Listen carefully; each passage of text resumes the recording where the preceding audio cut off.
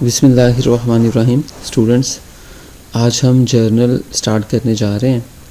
तो हम जर्नल के बारे में पहले बेसिक जो इन्फॉर्मेशन है, जो रूल्स हैं, जो रेगुलेशंस हैं, जो प्रिंसिपल्स हैं, जो मेथड है, वो पहले हम देखेंगे, फिर हम जर्नल को स्टार्ट करेंगे। तो सबसे पहले हम जर्नल की डेफिनेशन देखेंगे। तो जर्नल की डेफिनेशन में बता रहा है, journal is a book of original entry. Journal जो है एक बुक है जिसमें ओरिजिनल एंट्रीज़ को रिकॉर्ड किया जाता है। In which the business transactions are recorded, जिसमें बिज़नेस ट्रांजेक्शन्स रिकॉर्ड की जाती हैं। ठीक है, ट्रांजेक्शन्स कहते हैं लेन देन को। और ये जो बिज़नेस ट्रांजेक्शन है ये कैश बेसिस पे भी हो सकती हैं और क्रेडिट बेसिस पे भी हो सकती हैं, नकद भी हो सकती हैं और उधार भी हो सकती हैं। आर रिकॉर्डेड क्रोनोलॉजिकल ऑर्डर में रिकॉर्ड की जाती हैं। और ये एमसीक्यूज़ में बड़ी दफ़ा पूछा जाता है कि क्रोनोलॉजिकल ऑर्डर से क्या मुराद है। तो इन एग्जाम्पल बताया हुआ है कि डेट और टाइम वाइज इनको रिकॉर्ड किया जाता है। डेट वाइज आसानी से आप समझ सकेंगे कि सीक्वेंस है 1 2 3 4 5 6, इसी सीक्वेंस से ट्रांजेक्शन्स को रिकॉर्ड किया जाता है। जिस हिसाब से डेट चलती जाती है उसी हिसाब से ट्रांजेक्शन्स को रिकॉर्ड किया जाता है। ये नहीं होता कि डेट जो है ना वो आगे पीछे करके ट्रांजेक्शन्स को रिकॉर्ड किया जाए। तो जिस सीक्वेंस में जिस डेट पे जो ट्रांजेक्शन्स होती है उसको तभी रिकॉर्ड कर लिया जाता है। क्रोनोलॉजिकल ऑर्डर इसे कहते हैं। एमसीक्यूज़ में काफ़ी दफ़ा पूछा जाता है। इसके बाद बता रहा था, word journal has been derived from the French word. और ये जो जर्नल का वर्ड है ये फ्रेंच वर्ड से लिया गया है। जो फ्रेंच वर्ड है वो जर से है और विच मीन्स डे। तो इसके मानी डे के हैं, दिन के हैं। जर के मानी दिन के हैं। एमसीक्यूज़ में पूछा जाता है जर mean day. So the journal mean daily. तो जर्नल के मानी है daily. The transactions are recorded on the daily basis in journal. क्योंकि जर्नल के अंदर ट्रांजेक्शन्स को डेली बेसिस पे रिकॉर्ड किया जाता है, इसलिए इसको डे कहा जाता है। और जर के मानी भी डे के हैं, दिन के हैं। इसे डेफिनेशन को अच्छी तरह से याद कर लें। इसमें से आपको 2 से 3 एमसीक्यूज़ लाजमी आ सकते हैं। एक क्रोनोलॉजिकल ऑर्डर और दूसरा जर के क्या मानी है और तीसरा जर्नल से क्या मुराद है। तो इट्स मीन डेली। इसके बाद हम जर्नल का फॉर्मेट देखेंगे। तो जर्नल के फॉर्मेट में 5 कॉलम होते हैं। जैसे मैंने आपको पहले भी बताया कि इसमें से बहुत सारे एमसीक्यूज़ आपसे पूछे जा सकते हैं। तो ये एमसीक्यूज़ पूछा जा सकता है कि जर्नल के टोटल कॉलम कितने होते हैं। तो इसके टोटल कॉलम 5 होते हैं, जिसमें पहला कॉलम डेट का है, दूसरा कॉलम पार्टिकुलर्स का है, तीसरा कॉलम LF लेजर फोलियो का है। LF stand for ledger folio. चौथा कॉलम है अमाउंट का, जो कि डेबिट साइड की अमाउंट है। और 5वां कॉलम है अमाउंट का, जो कि क्रेडिट साइड की अमाउंट है। ये 5 कॉलम इसमें होते हैं। अब डेट वाले कॉलम में हमने पहले भी पढ़ा, क्रोनोलॉजिकली ऑर्डर में जो ट्रांजैक्शन जिस डेट को होती है वो हम नोट कर लेते हैं। तो इसका जो लिखने का तरीकाकार है, पहले हम ईयर लिखते हैं, फिर मंथ लिखते हैं, फिर डेट लिख लेते हैं। ठीक है। इसके बाद पार्टिकुलर्स वाला कॉलम हम देखते हैं। पार्टिकुलर्स में बेसिकली ट्रांजैक्शंस की डिटेल लिखी जाती है। हर ट्रांजैक्शन के अंदर कम से कम 2 अकाउंट इन्वॉल्व होते हैं और उनमें से एक अकाउंट लाजमी तौर पर डेबिट हो रहा होता है और एक अकाउंट लाजमी तौर पर क्रेडिट हो रहा होता है। अगर एक अकाउंट डेबिट हो और एक क्रेडिट हो तो इसे सिंपल एंट्री कहते हैं। एमसीक्यूज़ में पूछा जा सकता है। अगर कम से कम 2 अकाउंट डेबिट या क्रेडिट हो रहे हों तो इसको हम कंपाउंड एंट्री कहते हैं। ये भी एमसीक्यूज़ में पूछा जाता है। तो जैसे कि यहाँ पे बताया गया है कि जो डेबिट साइड के अकाउंट होते हैं वो पहले लिखे जाते हैं और डेबिट साइड के अकाउंट डेट का जो कॉलम है उसकी ये वाली जो लाइन है, इस लाइन के साथ लिखते हैं डेबिट अकाउंट। ठीक है, यहाँ से लिखना शुरू करते हैं इस लाइन के साथ से। और जो अकाउंट डेबिट होते हैं उनके सामने डेबिट लिख दिया जाता है। अगर 2 अकाउंट डेबिट हो रहे हैं तो दोनों को हम डेबिट साइड पे पहले लिखेंगे, उसके बाद हम जो क्रेडिट साइड का अकाउंट है वो लिखेंगे। तो लिखा हुआ name the account to be credit, जो भी अकाउंट डेबिट हो रहा है उसका नाम लिखेंगे। अगर एक से ज़्यादा है तो दोनों का नाम लिख लेंगे और बाद में हम लिखेंगे the name the account to be credit, जो अकाउंट क्रेडिट होगा उसका नाम हम लिखेंगे। क्रेडिट साइड का जो अकाउंट है वो स्पेस दे के लिखा जाता है, थोड़ा सा दूर फासले पे लिखा जाता है ताकि पता चल जाए कि ये क्रेडिट साइड का अकाउंट है। पार्टिकुलर्स में एक चीज़ तो अकाउंट्स आते हैं, एक डेबिट साइड का, क्रेडिट साइड का, और दूसरा नरेशन आती है। नरेशन कहते हैं शॉर्ट एक्सप्लेनेशन को एमसीक्यूज़ में पूछा जाता है कि नरेशन के क्या मानी है, तो ये शॉर्ट एक्सप्लेनेशन होती है ट्रांजैक्शंस के हवाले से। ट्रांजैक्शन में जो भी इवेंट होता है उसको हम शॉर्टली एक्सप्लेन कर देते हैं, उसे नरेशन कहते हैं अकाउंटिंग की ज़ुबान में। ठीक है, इसके बाद जो तीसरा कॉलम है एलएफ का, लेजर फोलियो का, तो लेजर फोलियो कहते हैं पेज नंबर को। हमारे पास जो बुक्स ऑफ अकाउंट्स हैं वो एक से ज़ायद हैं, तो जर्नल के बाद हम एक और बुक बनाते हैं लेजर की, तो हम हर अकाउंट की डिटेल लेजर में लिखते जाते हैं। तो बिलफर्ज यहाँ पे अगर हमने कैश अकाउंट लिखा हुआ है तो कैश का एक लेजर बनेगा जिसमें सिर्फ कैश ट्रांजैक्शंस को रिकॉर्ड किया जाता है कि कितना कैश रिसीव हुआ, कितना पेड हुआ, उसकी डिटेल तैयार की जाती है, हिस्ट्री तैयार की जाती है। तो हम जर्नल के अंदर लेजर का पेज नंबर लिखते हैं और लेजर में जर्नल का पेज नंबर लिखते हैं, ताकि अगर हम डिटेल देखना चाहें किसी अकाउंट की तो हम लेजर में उस बुक पेज नंबर पे जाके देख सकते हैं। ठीक है, एलएफ लेजर फोलियो और ये लेजर का पेज नंबर बेसिकली होता है। इसके बाद चौथा कॉलम है अमाउंट, डेबिट साइड की अमाउंट लिखी जाती है।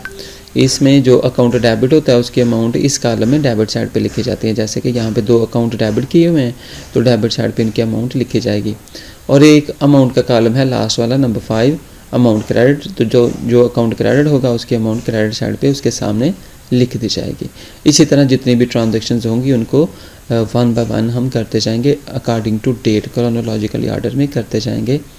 अगर पहली ट्रांजैक्शन 1 जनवरी को हुई है तो दूसरी जो है वो 2 जनवरी को हुई होगी, या 3 को या 4 को या 5 को, वो हम 2 नंबर पे कर देंगे। इसी तरह ऑनवर्ड हम चलते जाएंगे। इसके बाद हम देखते हैं बेसिकली हमारे पास 5 हेड्स ऑफ अकाउंट्स हैं। इनको हेड्स ऑफ अकाउंट्स भी कहते हैं, पिलर्स ऑफ अकाउंट्स भी कहते हैं, एमसीक्यूज़ में पूछा जाता है। हेड्स ऑफ अकाउंट्स और पिलर ऑफ अकाउंट। तो हेड का नाम है पहले अकाउंट का, उसका नाम है एसेट्स, दूसरा है लायबिलिटी, तीसरा है इक्विटी, ऑनर्स इक्विटी, और कैपिटल के नाम से ये ज़्यादा जाना जाता है। इसके बाद है रेवेन्यू, इनकम भी इसे कहते हैं, फिर है एक्सपेंस। तो ये 5 हेड्स ऑफ अकाउंट्स हैं, एसेट्स, लायबिलिटी, इक्विटी, रेवेन्यू और एक्सपेंसेस। आप इनके जो दूसरे नाम हैं, इक्विटी का कैपिटल, रेवेन्यू का इनकम, ये भी याद रखिएगा, यही ज़्यादा इस्तेमाल होंगे। अब ये जो 5 हेड्स ऑफ अकाउंट्स हैं, हर ट्रांजैक्शन में इनमें से कम 2 और 2 से ज़्यादा भी इन्वॉल्व होते हैं। जितनी भी ट्रांजैक्शंस हमारे पास आएंगी जर्नल के अंदर, इन्हीं 5 में से कम 2 और 2 से ज़्यादा भी हो सकते हैं अकाउंट इन्वॉल्व होंगे। उनमें से कम एक अकाउंट डेबिट और एक अकाउंट क्रेडिट हो रहा होगा। ठीक है, एसेट्स में जैसे कि कैश एसेट है, प्रॉपर्टी एसेट है, इक्विपमेंट एसेट है, व्हीकल एसेट है, अकाउंट रिसीवेबल एसेट है, और भी बहुत से एसेट्स आएंगे जो कि हम पढ़ते जाएंगे।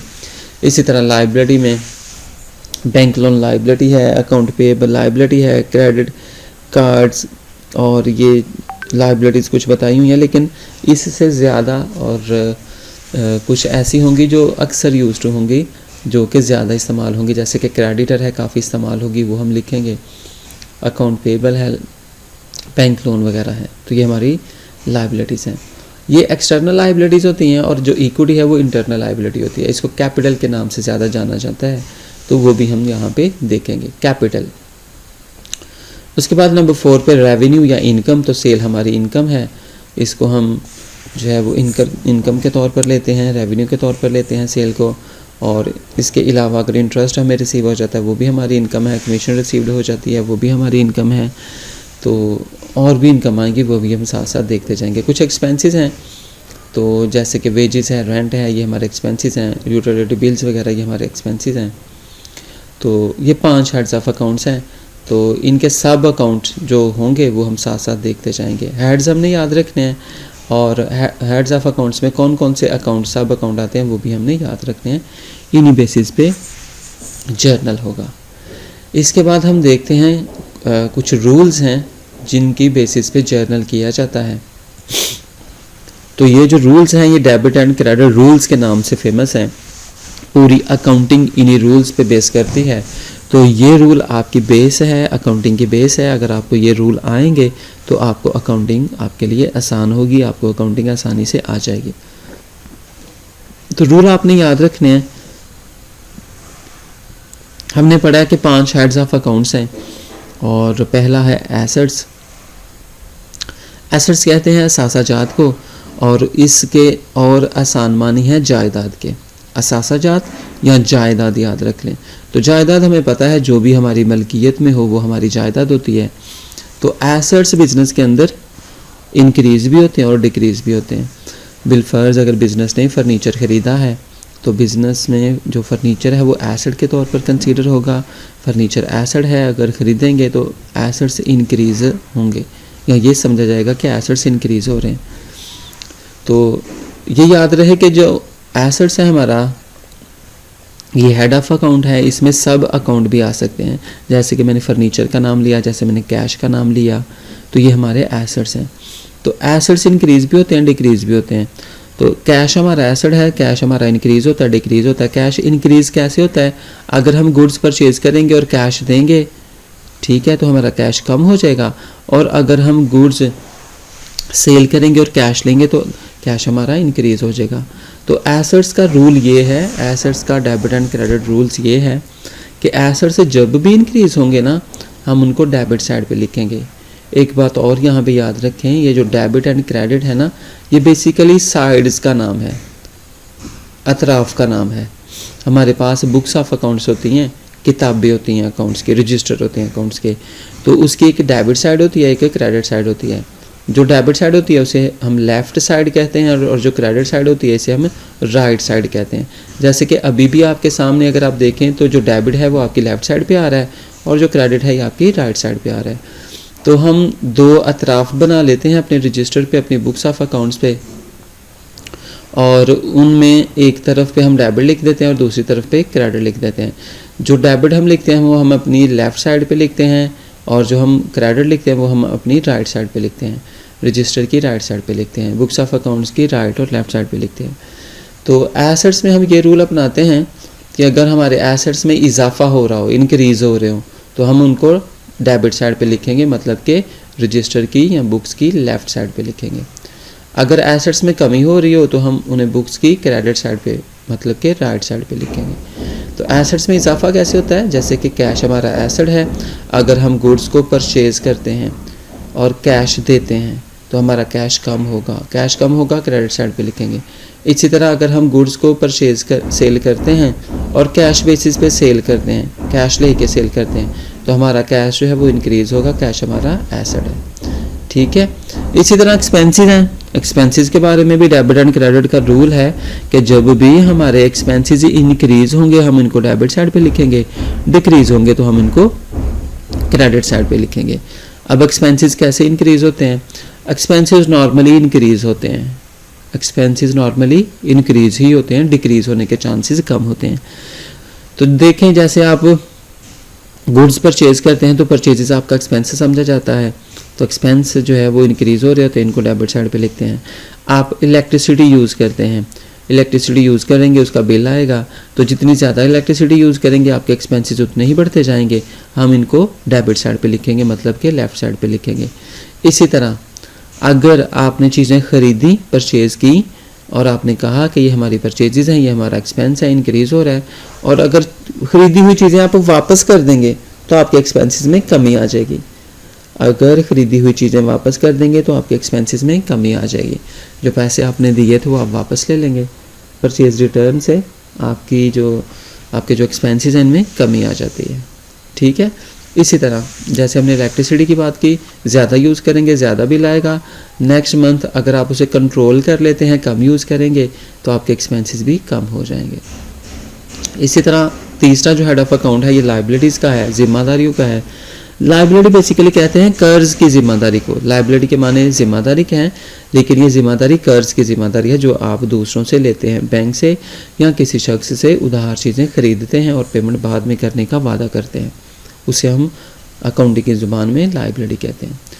तो लाइबिलिटी जब भी इंक्रीज़ होगी इसे हम क्रेडिट साइड पे लिखेंगे, और जब भी डिक्रीज़ होगी इसे हम डेबिट साइड पे लिखेंगे। लाइबिलिटी इंक्रीज़ कैसे होती है? बैंक से लोन लेने से लाइबिलिटी इंक्रीज़ होती है, तो इसे हम लेफ़्ट साइड पे, मतलब कि क्रेडिट साइड पे लिखेंगे।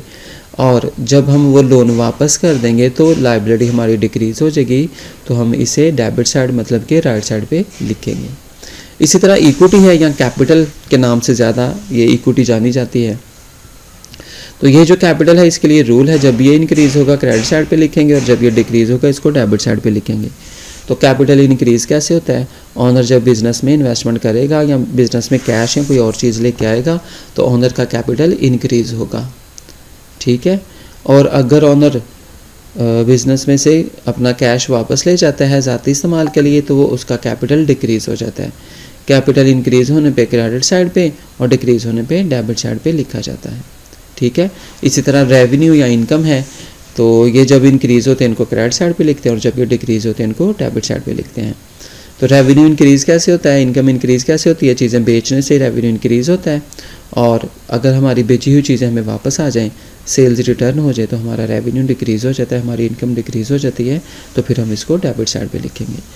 तो इन शॉर्ट जो याद रखने का तरीका है, एसेट्स और एक्सपेंसेस जब भी इंक्रीज़ होंगे इनको डेबिट साइड पे मतलब कि लेफ़्ट साइड पे लिखेंगे और जब भी ये डिक्रीज़ होंगे इनको क्रेडिट साइड मतलब कि राइट साइड पे लिखेंगे। इसी तरह लायबिलिटी, इक्विटी और रेवेन्यू जब भी इंक्रीज़ होंगे इन तीनों को क्रेडिट साइड पे लिखेंगे और जब भी डिक्रीज़ होंगे इन तीनों को डेबिट साइड पे लिखेंगे। ये रूल्स याद रख लीजिएगा, इन्हीं रूल्स की बेस पे पूरी अकाउंटिंग की जाएगी और ये रूल्स आपके अकाउंटिंग के बेस हैं। उम्मीद है आपको समझ आई होगी। इंट्रोडक्शन है, अच्छे से समझ लेंगे तो आपको पूरी अकाउंटिंग की बुक में आसानी रहेगी। एक और ज़रूरी चीज़, ज़रूरी पोर्शन वो है ट्रांजैक्शंस और उसकी नेचर का, ये हम डिस्कस करते हैं। ट्रांजैक्शंस और उसके नेचर को समझना बहुत ज़्यादा ज़रूरी है। पूरी अकाउंटिंग में आपको ये ट्रांजैक्शंस बार बार फेस करनी पड़ेंगी और आपको इनकी पहचान होनी चाहिए। हमारे पास टोटल 5 टाइप्स की ट्रांजैक्शंस होती हैं और ट्रांजैक्शन की जो टाइप्स हैं वो 2 ही होती हैं, या तो कैश बेसिस पे ट्रांजैक्शंस होती हैं या तो क्रेडिट बेसिस पे होती हैं। तो अगर ट्रांजैक्शन कैश बेसिस पे है तो भी उसकी कुछ पहचान है, कुछ हिंट्स हैं। अगर क्रेडिट बेसिस में है तो भी उसकी कुछ पहचान है, कुछ हिंट्स हैं जो हमने याद रखने हैं। तो देखें, जैसे कि पहली ट्रांजैक्शन है, इसमें कह रहा है when word cash is given. अगर ट्रांजैक्शन के अंदर कैश का वर्ड दिया हो, वर्ड कैश इज गिवन, तो वो ट्रांजैक्शन कैश ट्रांजैक्शन कंसीडर होगी। ट्रांजैक्शन के अंदर अगर वर्ड कैश दिया हो तो वो कैश ट्रांजैक्शन कंसीडर होती है। एग्जांपल देख लेते हैं, जैसे कि बता रहा है purchase goods for cash ₹5000। Cash basis पे गुड्स खरीदी हैं 5000 की, तो वर्ड कैश आ गया तो ये कैश ट्रांजैक्शन समझी जाएगी। दूसरी देख लें, when word cash and name of a person is also given. अगर ट्रांजैक्शन के अंदर कैश का वर्ड भी हो और किसी शख्स का नाम भी दिया हो तो वो भी कैश ट्रांजैक्शन कंसीडर होती है, उसकी नेचर भी कैश ट्रांजैक्शन होगी। एग्जाम्पल देख लेते हैं, जैसे बता रहा purchase goods from sir Aamir for cash ₹5000। तो यहाँ पे वर्ड कैश भी आया हुआ है और नाम भी आया हुआ है। वर्ड कैश भी हो और नाम भी हो तो वो कैश ट्रांजैक्शन ही कंसीडर होगी, फिर हम नाम को इग्नोर कर देते हैं। नंबर 3 इसमें देखें, ये मोस्ट इंपॉर्टेंट है। इसमें कह रहा है व्हेन ट्रांजैक्शन इज साइलेंट। अगर एक ट्रांजैक्शन साइलेंट है, अगर उसमें वर्ड कैश भी नहीं दिया हुआ और नेम ऑफ पर्सन भी नहीं दिया हुआ तो वो भी कैश ट्रांजैक्शन कंसीडर होगी। When transaction is silent, word cash and name is not given. Cash का लफ्ज़ भी नहीं है और किसी शख्स का नाम भी नहीं है तो वो कैश ट्रांजैक्शन कंसीडर होगी। ऐसी ट्रांजैक्शंस को हम कैश ट्रांजैक्शंस समझते हैं, साइलेंट ट्रांजैक्शन कहते हैं। एमसीक्यूज में पूछा जा सकता है, याद रखिएगा। एग्जाम्पल देखते हैं, एग्जाम्पल में बता रहा है परचेज गुड्स ₹5000। तो इसमें देखें ऊपर वाली ट्रांजैक्शन की तरह ना तो वर्ड कैश है ना ही किसी शख्स का नाम है, तो ये कैश ट्रांजैक्शन होगी, ये साइलेंट ट्रांजैक्शन है, ठीक है। इसके बाद नंबर 4 करते हैं। नंबर 4 में कह रहा है one word credit or on account is mention. अगर किसी ट्रांजैक्शन में वर्ड ऑन अकाउंट और ऑन क्रेडिट लिखा हो तो वो क्रेडिट ट्रांजैक्शन समझी जाती है, ठीक है। यहाँ पे आप एक चीज़ का इजाफा कर लें, ऑन क्रेडिट। अगर लफ्ज़ लिखा हो ऑन क्रेडिट, ऑन अकाउंट, तो वो ट्रांजैक्शन जो है वो क्रेडिट ट्रांजैक्शन समझी जाती है। When word on credit or on account is mention. अगर लफ्ज़ ऑन क्रेडिट या ऑन अकाउंट लिखा हो तो वो क्रेडिट ट्रांजैक्शन होती है। एग्जाम्पल देखते हैं, इसमें बता रहा है purchase goods on account or on credit ₹5000। तो ट्रांजैक्शन के अंदर ऑन अकाउंट भी लिखा हुआ है, ऑन क्रेडिट भी लिखा हुआ है, तो ये क्रेडिट ट्रांजैक्शन समझी जाएगी। लास्ट हम ट्रांजैक्शन देखते हैं जो इसकी टाइप है number 5, when name of person is given. अगर किसी शख्स का नाम दिया हुआ है तो वो भी क्रेडिट ट्रांजैक्शन समझी जाएगी, ठीक है। जैसे कि purchase goods from sir Aamir ₹5000, सिर्फ नाम दिया हुआ है तो ये भी क्रेडिट ट्रांजैक्शन समझी जाती है। अब ट्रांजैक्शन नंबर हम करेंगे 2 और 5 का कंपैरिजन करेंगे। ट्रांजैक्शन नंबर 2 में देखिए कहता है when word cash and name of person is given. अगर कैश का वर्ड भी हो और नाम भी हो तो हम नाम को इग्नोर कर देते हैं। लेकिन नंबर 5 में कह रहे हैं when name of person is given, सिर्फ नाम दिया हुआ है, वर्ड कैश नहीं दिया हुआ, तो वो क्रेडिट ट्रांजैक्शन होगी, ठीक है। इन दोनों में कंफ्यूज नहीं होना। ये ट्रांजैक्शन की नेचर मोस्ट इम्पॉर्टेंट है, आप इसको याद रखें, फिर ही आप ट्रांजैक्शंस का एनालिसिस कर पाएंगे कि कौन सी ट्रांजैक्शन में कैश इन्वॉल्व होगा और कौन सी ट्रांजैक्शन में कैश इन्वॉल्व नहीं होगा। उम्मीद है आपको अच्छे से समझ आई होगी। कोई भी क्वेश्चन हो तो आप कमेंट बॉक्स में ज़रूर पूछें, इंशाल्लाह आपको रिप्लाई मिलेगा। अपना बहुत सा ख्याल रखिएगा। अल्लाह हाफिज़।